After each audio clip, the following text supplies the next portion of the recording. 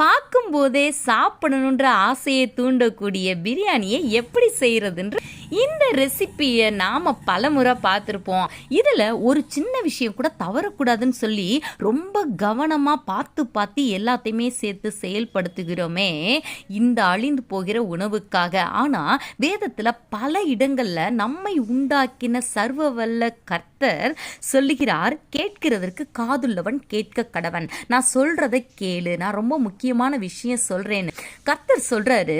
ஒரு மனிதன் விதைகளை விதைக்க புறப்பட்டான். சில விதை வழி அருகே விழுந்தது, சில விதை முள்ளுள்ள இடங்களில் விழுந்தது, சில விதை கற்பாறையில் விழுந்தது, சில விதை நல்ல நிலத்தில் விழுந்தது.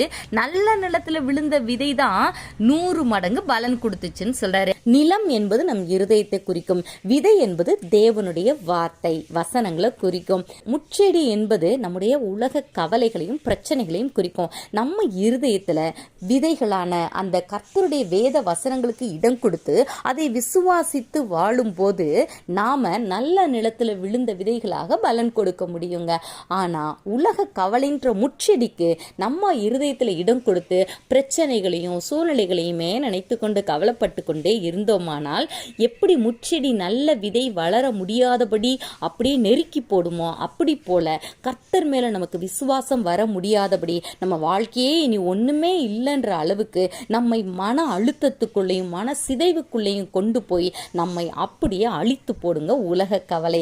அதனாலதான் காட் சொல்றாங்க, கவலைப்படுகிறதுனால் எவன் தன் சரீர அளவோடு ஒரு முழத்தை கூட்டுவான்னு சொல்லிட்டு. அதனால கவலைப்படாதீங்க.